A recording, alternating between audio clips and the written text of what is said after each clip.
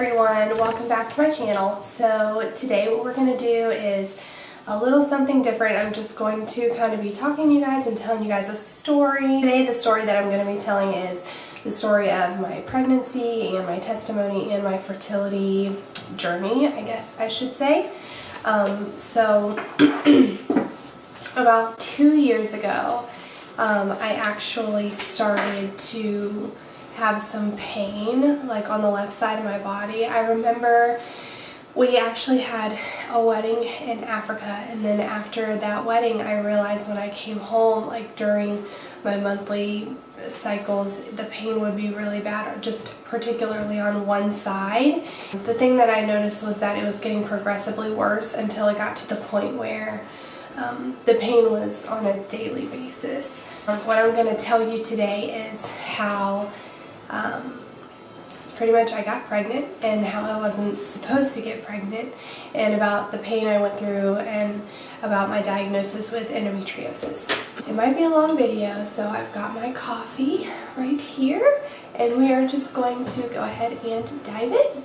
We got married in I believe it was July 2 or 3 years ago, 2-ish, 3 years ago in July. And when we came back home, I just felt this pain every single month. It was just getting worse and worse, the pain was. So basically I would just think that it was normal because I always had pain every single month, until the point where I started having other issues. Like I started having issues with things that I would eat or drink, and just on a daily basis, and I started to get really fatigued. And I was doing like an intense workout at this time, and it really used like your core like to the max, and I just realized that I couldn't do it. So I went to the doctor and I was like, is there something wrong with me? Like, is there something that I'm missing with my body? I remember looking back at pictures. I looked back at pictures the other day of that Christmas, and I looked like I was pregnant. That's how bloated I was. And so when I went to the gynecologist, they actually told me that I had a cyst, and they told me that it was the size of a softball, I believe. So it was like this huge cyst on my left ovary is what they said. I heard that, I was like, oh, okay, no wonder. So how do you get rid of that? How do you get rid of that? Because I'm in pain, I'm tired, I'm not wanting to do anything. I basically wasn't comfortable, I was in pain, I didn't really know what to do. So when I went to the gynecologist and they told me I had a cyst, I was basically just like, what are my options? You can either let it rupture on your own, on its own, which I've heard is like super painful, and like one of my friends actually had a cyst burst on their own and she said she passed out from it. So I'm not sure, like I'm not laughing, I'm just in shock. Like when I hear that, I'm just like, okay, so you know, I'm sure I can take the pain. It'll be like a one-time thing. I'll just let it pop. But then they're like, well, we're not going to let you do that because it's so big, and it's also like very prone to get infected if it's that big. Like you can get like an infection. And I've heard from a lot of women that that is really the reason why you do not want your cyst to pop. And so even if they do pop naturally, you still have to go in and have something done to kind of make sure that you're not going to get an infection. I don't know if that's true or not. Let me know if you know if that's true. So basically they were like, we'll do this very like non-invasive procedure. It just pretty much is, I think it's a laparoscopic procedure, and it pretty much goes 2 needles in the side and then 1 in the belly button. So 3 points where they would pretty much go in with, I don't know, I guess a camera and some kind of needle, and they would pop it and drain it. So that is what I was prepared to do this day in February 2 years ago. So basically the day rolls around, I'm ready, I am doing it on like a Thursday or Friday, so I don't have to take much time off work. I'm like, oh yeah, I got the weekend, like it's okay. I go ahead and we're filling out the paperwork and everything like that, and they tell my husband and my mom, you know, you guys, it's going to be like an hour or two, and then we'll put her into recovery, and she'll be out within the day. You can take her home, and why don't you guys go get some lunch? Like, it's going to be that simple. Why don't you guys go get some lunch or something? So my mom and my husband went to, I can't remember if it was like McDonald's or something. I know there's Applebee's close to there. So my mom and my husband went to go get some food. I met the anesthesiologist. He was very nice. I met everyone, said my prayers, and I was going to go under. Oh, maybe it was like an IV. Anyway, it was like almost within like a few seconds I was just like out. So they rolled me back, and then they told me they were going to do it, and so I had to say, you know, yes, I understand that I'm going to go to sleep, and then I would go. I wake up, and there's like a really sweet nurse, and she's like, hey, good morning, basically, and I'm like, hey, like, I'm really happy, like really high, like just, you know, no care in the world. Like, I'm getting this cyst out, I'm not going to be in any more pain, like I'm going to feel like 10 pounds lighter, it's going to be awesome. So a little bit about the procedure. We had to do surgery, and I'm just like, oh, okay. Like,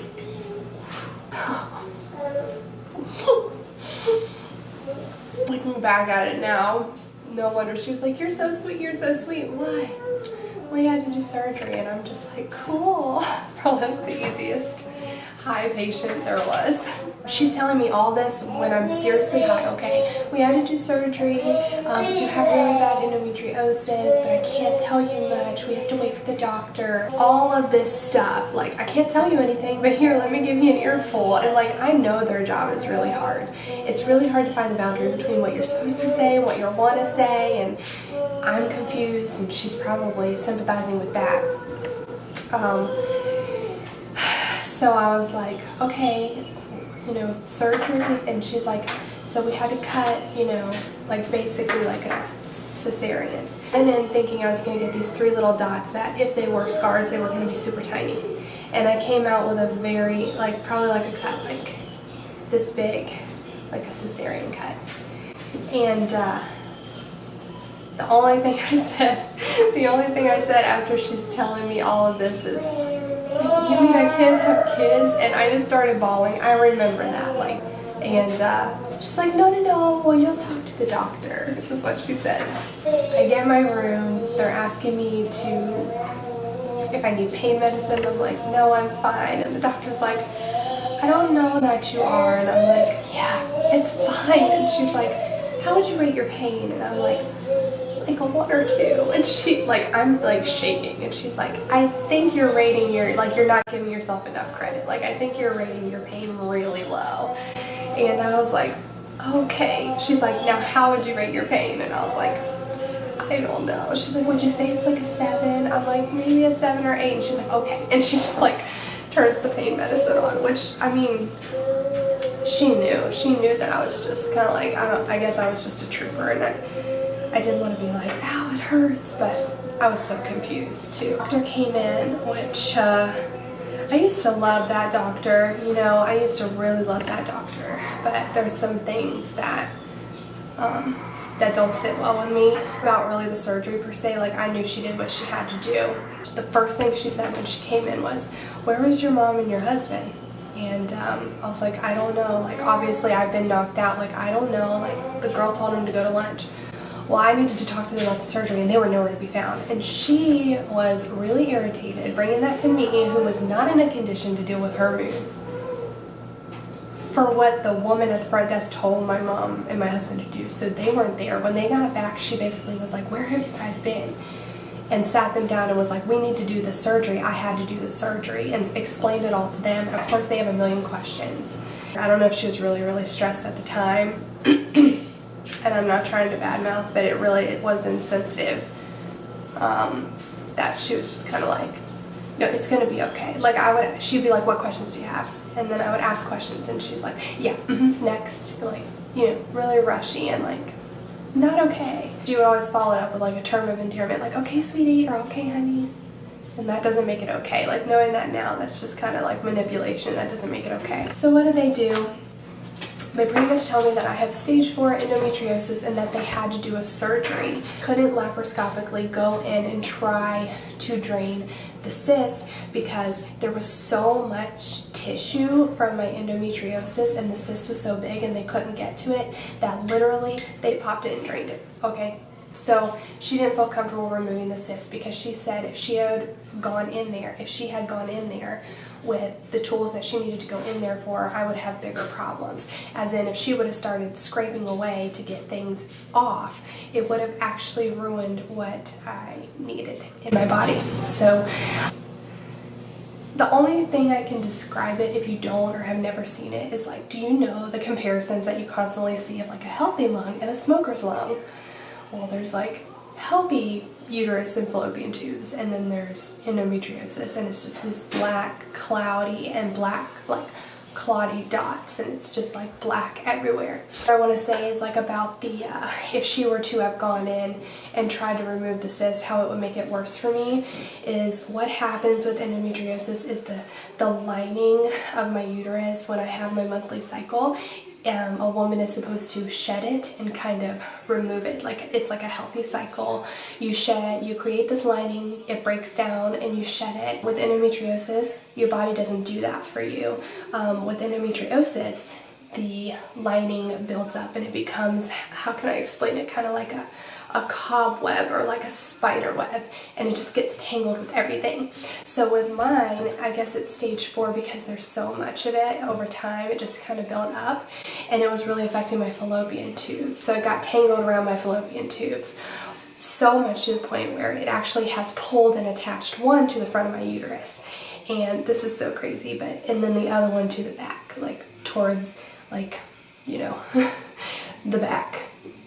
I have one fallopian tube pulled in the front and one in the back, and without going in there and scraping it and doing whatever, those aren't free. Immediately we're like, I can't do anything else for you, you need to see a specialist, and if you have to have another surgery, you know, whatever.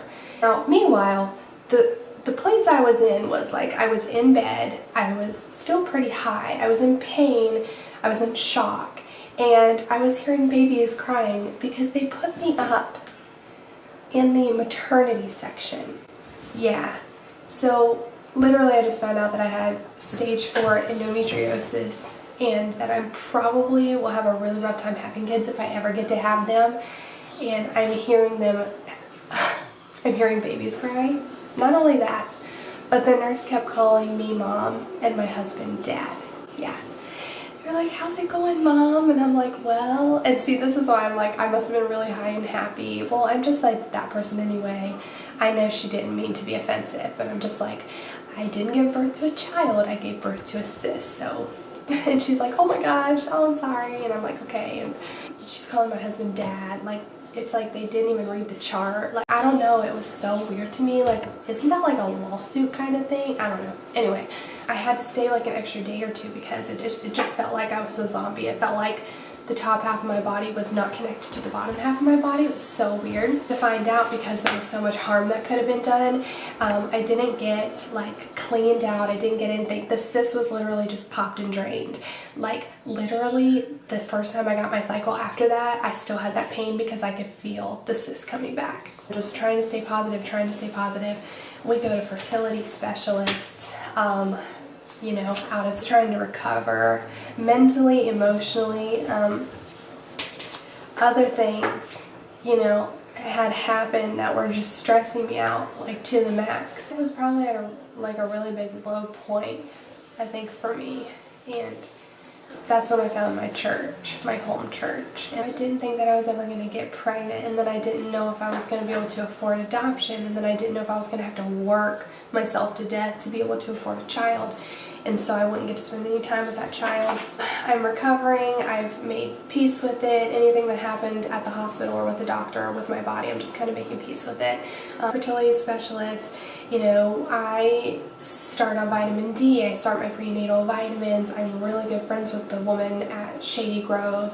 Like, I'm getting really close to her. I'm letting her know, like, all my concerns and things like that. And it's really hard to, like, sympathize and stay compassionate with people who don't enjoy when they're pregnant or don't like getting pregnant, and so you really have to humble yourself with that too. And you still have to be happy for people who do get pregnant because it's not their fault, you know. So all of that was happening, you know, life's just going on, and it's time for my friend's wedding. It's the summer. I'm like, okay, let's do this. This is my last big, like, kaboom before hopefully I can start on these injections, because I was going to start doing IVF. I was a good contender for IVF. They found out that my fallopian tubes were clear enough and that my uterus was beautiful. Or no, they found out my fallopian tubes were blocked, but they could be cleared, and my uterus was good and my H was good. When we went in the meeting and came out of the meeting, we were like, okay, we're all good. And there's also a really good program with Shady Grove that I want to let you guys know about, and it's called like the Shared Risk Program. And it's like, okay, so people have been going into debt so much trying to do things like IVF and things like that, IUI and things, and so let's say like you try it once and you spend like $15,000 and you don't have anything else in the bank and you're out of luck. Is that not the most disheartening thing, besides the fact that you're not even going to have a baby? So when I heard about the Shared Risk Program, I'm like, somebody out there must really care. So you can actually pay more money. I think it was like $22,500.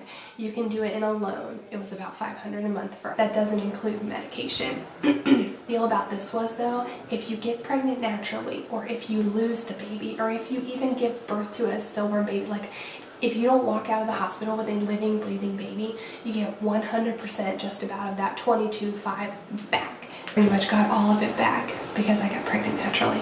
August, and we went to my friend's wedding. I was like, oh, I must be about to start my period, so this is a perfect time. I'm really tired, so after I'm done with the wedding, we go to the bank next week or whatever. Go to the bank. We had already been paying on the $22,500, but what we hadn't done is get the first dose of medication. The first dose of medication is $7,000. We had to go to the bank, and we were like, yeah, we didn't include this because we didn't know. So we were going to go to the bank and put ourselves more in debt, but it's all worth it because we want a baby. You can pay money back, but you can't get back those years, you know? Literally. It's a Friday. It's a Wednesday. Let me go here. It's a Wednesday, and I go to dinner or lunch with my mom, and I eat nachos, and I get a really upset stomach. I mean, really upset, and it's like I thought I had a super bad bug or a virus. I was like in the fetal position. It wasn't the worst pain ever.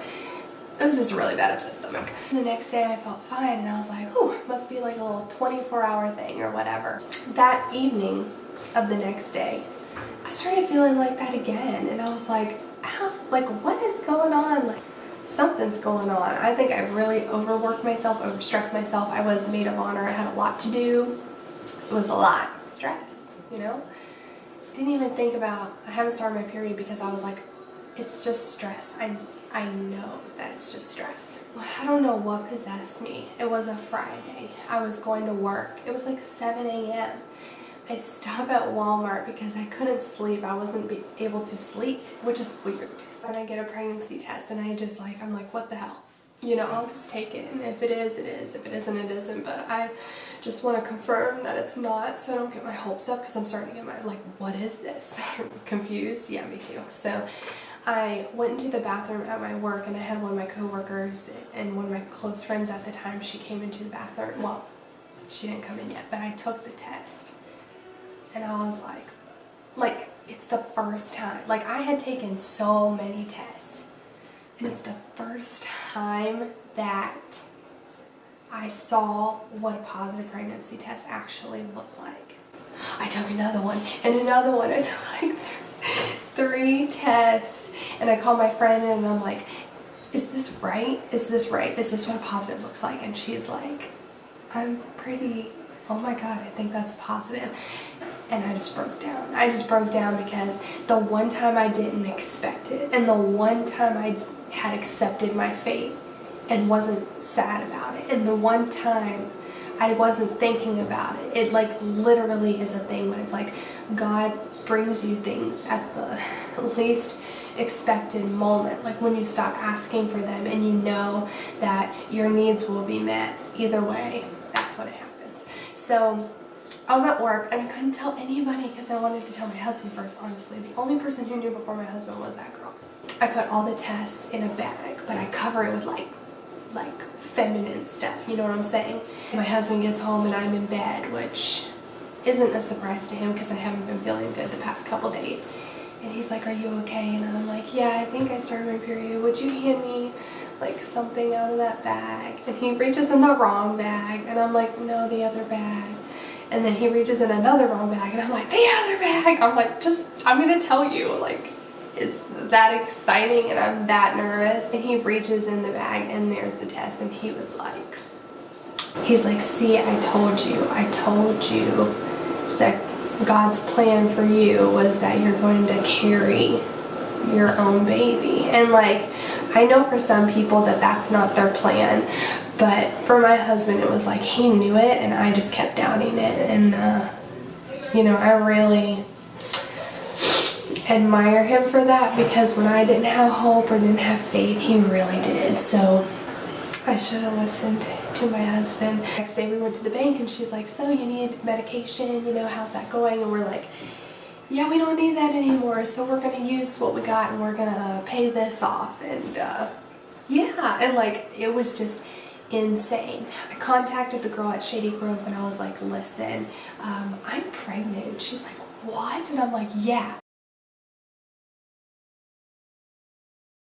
Yeah, so that's my endo testimony. This could help or inspire someone, a woman or a couple or a family. So if you have any questions or comments, just link those down below. And thank you so much for listening, and I wish everyone the best. Thank you.